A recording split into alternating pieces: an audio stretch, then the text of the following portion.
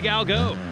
Troll train here at the JGR Yoshimura Suzuki track in North Carolina. He normally rides Alex Martin in Florida, but it's round 5 of the championship.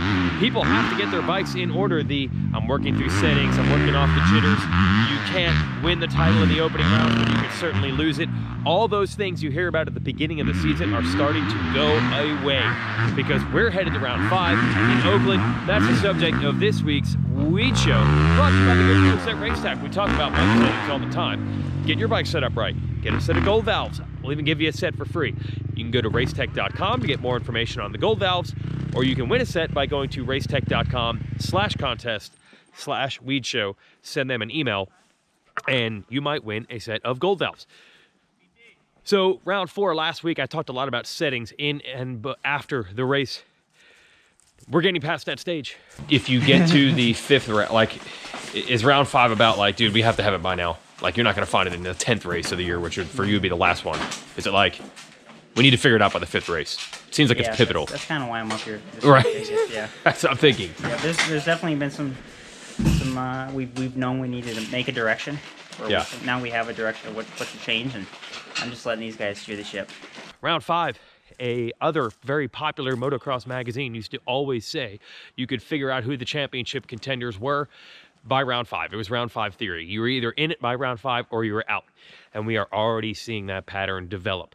It is true that the first couple rounds we had 10, 12 guys that could win this title, but we're starting to see some cracks in the foundation for a lot. I'll just give you a couple of examples while they're working away on some bikes over here at the JGR track. This is how it works here. This is not the race shop. This is the race shop at the track, which is just what you need and nothing you don't. Example is, say, Zach Osborne. Zach's been fast. His starts have been really good this year. But he had a bad Anaheim one because he was sick. Okay, take a sub top 10. You can afford one of those. But Glendale was terrible in so many ways for Zacho. This is just an example. He goes down about 100 times in a 3-race format despite good starts, doesn't get good results.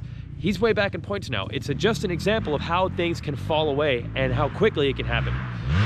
Justin Barcia, great in the first 2 rounds of the series, a 1st and a 2nd. Not so good with a 9th at Anaheim, round 3, Anaheim 2, and better top 5-ish, but certainly not podium level at Glendale.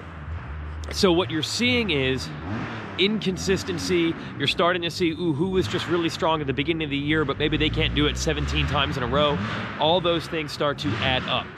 Blake Baggett has been fast, hasn't had the results. And then the curious case of your series champ, Cooper Webb, nigh onto the most consistent rider in this game. That's why he has the #1 plate. He's had 2 podiums, 2 other races probably not too stoked on. He's 20 points back. Now that's certainly manageable this early in the championship, but think about it this way. It is possible that Webb could go and get a podium in Oakland, but if Ken Roczen wins, Webb will find himself virtually an entire race down in points already. So that's how pivotal round 5 is. Then you go to the very, very top. You've got Tomac and Roczen. They've gone 1-2 the last 2 races. They are 1-2 in points with Kenny on top. That is dangerous because everybody knows how capable and how good these 2 riders are. So if they go out and dominate again in round 5, I think it's not just a math thing with how much further back everyone is going to be in points. It will be a momentum thing, an establishment thing. Man, if they're the cream of the crop in 3 out of 5 rounds and they're on top in points, doesn't that mean they might just be the best guys for the entire season? You very rarely see someone post round 5 completely and totally flip the script on a championship. So that's what makes this round so key. If you're Webb, you got to take a chunk out of those guys. Not just necessarily mathematically in points, but Webb's got to win a race. Webb's got to show it's all right. I'm fine. I'm right there with those guys. Jason Anderson, quiet, very effective. I think he's exactly where he likes to be. 5th, 3rd range, no terrible races. All the spotlight right now, all the pressure is on Roczen and Tomac winning. It's on, can Webb recover? Barcia getting a win at the opener. Seeing Cerullo being the hot rookie. No one's really talking about Anderson a lot, and I think he likes that. But at the same time, you're Anderson. If you want to go after this title, you'll have to beat Roczen and Tomac at some point. So, semi-pivotal race for him. I'll give another example. remember how great Adam Cianciarulo was at the opener at Anaheim. He was this close to winning, maybe one mistake away. He's been spectacular in practice. He's been good in the races, but that big crash at the end of Glendale shows just how hard it is to stay in it. I'm just glad the poor guy isn't hurt after a huge crash in the whoops. But he's already about the same distance back in points as Webb is, and you got to figure a little bit beat up this week. So just another example of how it seems impossible when you come into the season with 10 or 12 guys that could be there every weekend, that by the 5th race, you've already established maybe 2 or 3 guys tops that could win the championship, but you're already starting to see that pattern. This is going to be huge. If Roczen and Tomac do it again this weekend, it really might portend to how the rest of the season is going to go, with one massive caveat. If there are any riders that could win this championship, and neither of them would shock you, it'd be these 2. But if there's any 2 riders who could blow this and not win it and it wouldn't shock you, it would be those 2 also. No, Big Al. Let's be honest. We've seen Roczen have red plates many times in Supercross and not bring the championship home. We've seen Tomac win a ton of races, nearly 30 in his career, and not bring this title home. We've talked about this plenty of times. I did some math this week. It's the 7th season full-time in this class for Roczen and Tomac. That is a lot more than any other rider in this modern era has ever gone through to get their first title. We started 125 250F Supercross in 1985.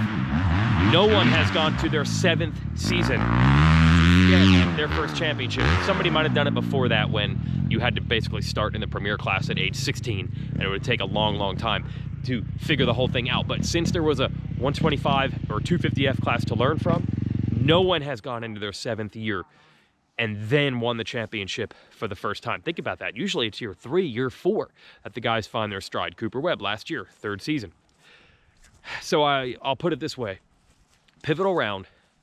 If Roczen and Tomac do it again, it's going to look a lot tougher for everybody else. But at least in the back of their mind, they can say, we've seen this before.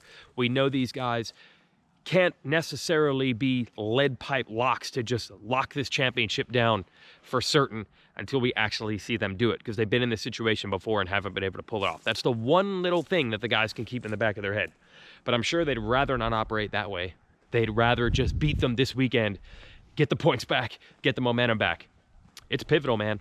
We talked about bike settings a lot. The opening couple rounds of the championship, I think those days are over. If you're not in the window by round 5, I don't think you're going to find it. You are what you are at that point of the championship. So we're going to see this weekend where everyone stands, because it might be the way they're standing from here on out, all the way to the series finale in May.